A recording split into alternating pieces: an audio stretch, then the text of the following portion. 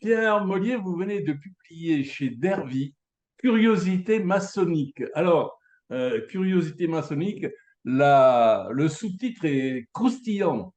On va parler d'énigmes, d'intrigues, de secrets dans les loges.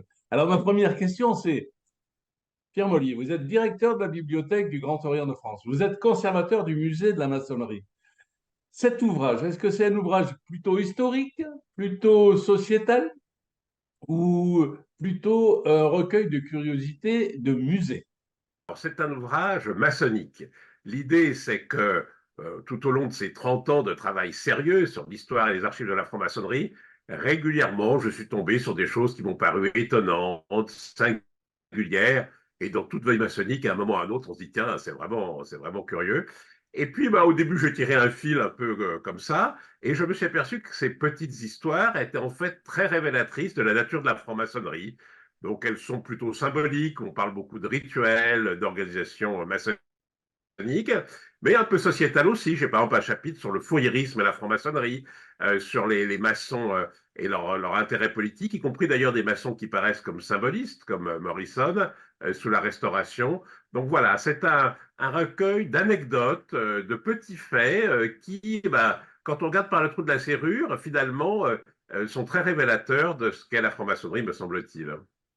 Alors, vous venez de parler de regarder à travers le trou de la serrure et ce qui est extraordinaire dans cet ouvrage, c'est la qualité des illustrations. Il y a de superbes illustrations. Si on devait choisir deux ou trois illustrations dans cet ouvrage qui vous ont le plus marqué, qui sont les plus originales, vous penseriez à auxquelles?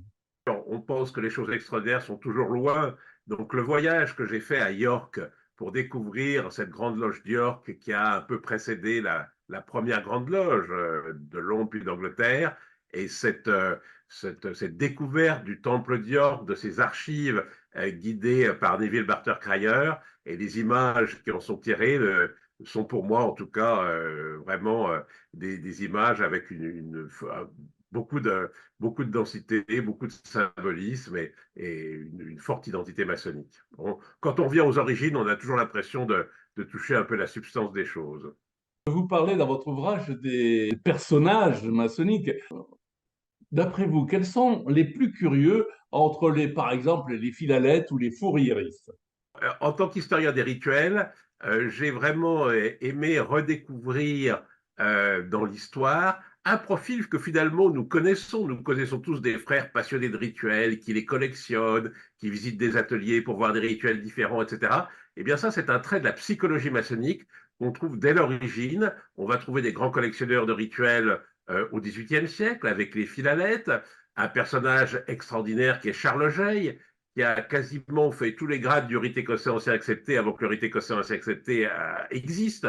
Et donc, ces frères qui sont dans une quête, qui sont dans une recherche, oui, j'ai été très intéressé par ces personnages hantés les connaissances maçonniques et qui les recherchent dans des manuscrits, dans des rituels, dans des archives. Et donc, ça, c'est un trait de la psychologie maçonnique que l'on trouve dès les origines de la maçonnerie. Dans les situations les plus romanesques, euh, il y en a une qui est particulièrement qui concerne toute la maçonnerie, c'est la légende d'Hiram. Est-ce qu'on peut dire que Gérard de Nerval a été enfant de la veuve ou pas? Si on s'en tient à l'histoire positiviste, qui est d'ailleurs ma spécialité, c'est-à-dire une histoire qui repose sur des documents, il y a très peu de documents, enfin il n'y a pas de documents qui montrent que Gérard de Nerval ait été maçon. Et d'ailleurs, alors il peut y avoir des documents qui manquent, mais c'est très peu probable. En revanche, il a des liens forts avec la maçonnerie par son père et les amis de son père, et notamment le docteur Vassal, qui est un des premiers grands commandeurs du Grand Collège des Rites, qui est un dignitaire du Grand Orient dans les années 1830. Et l'un des tout premiers textes publiés de Gérard de Nerval, ça va être dans des comptes rendus, une plaquette imprimée de la loge des Sept Écossais réunis, où il va faire un poème sur le mutualisme, la mutualité. Donc c'est très idéalisme de la maçonnerie de la première partie du 19e siècle. Et il va avoir des liens amicaux par le réseau de son père, qui a très probablement été maçon, même si on ne retrouve pas documents qui l'attestent absolument. Et par exemple, une chose qui est intéressante, c'est que dans certaines de ces nouvelles, Gérard de Nerval fait allusion à une bibliothèque ésotérique d'un vieil oncle auquel il aurait eu accès, etc. Bon, c'est très probablement la bibliothèque du docteur Vassal. Alors bien sûr, le romancier enjolive, décrit les choses de façon romanesque, mais il y a un fond de vérité et ce contact entre le père de Gérard de Nerval, Gérard Labruni, et donc l'amitié très, très, très réelle et longue entre monsieur Labruni et le docteur Vassal est à l'origine probablement de cette connexion de Gérard de Nerval avec la franc-maçonnerie.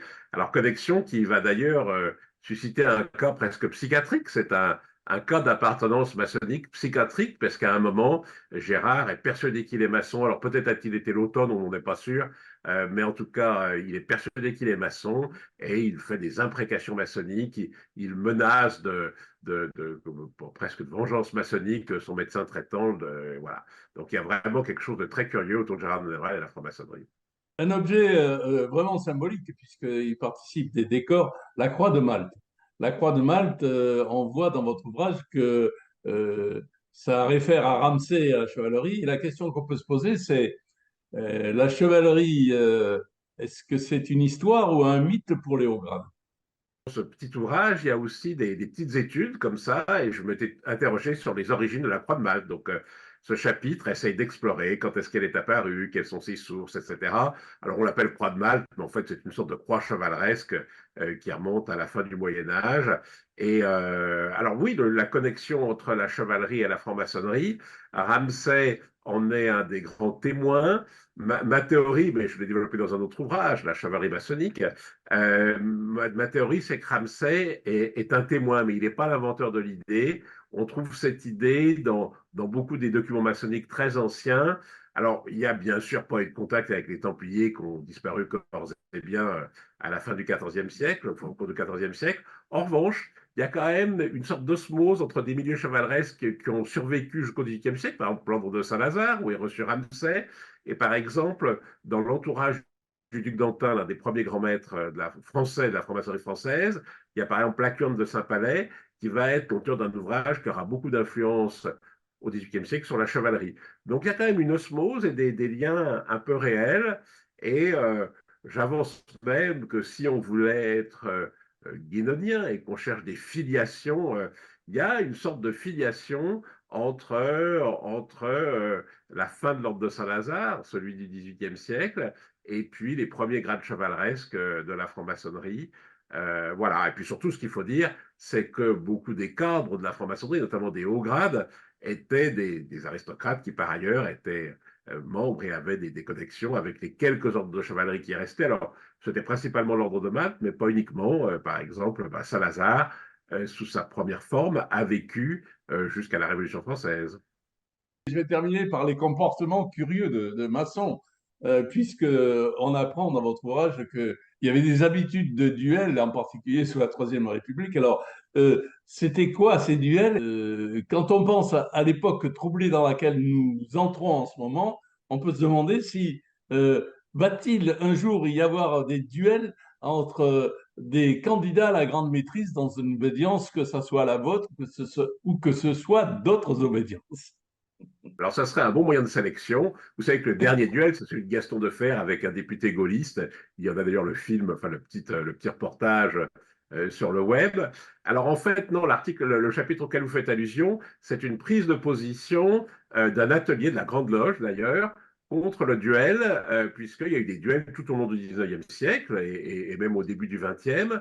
Et donc, un des ateliers de la Grande Loge demande qu'on interdise aux maçons de se battre en duel parce qu'en l'occurrence, un député franc-maçon avait relevé le défi d'un de ses adversaires politiques et il s'était battu en duel. Et la loge dit avec, à juste titre, que c'est une conception de l'honneur tout à fait archaïque et que les gens risque de, enfin, il y a un risque, il y avait un risque réel, non seulement d'être blessé, mais d'être tué pour des calembres d'haine, quoi.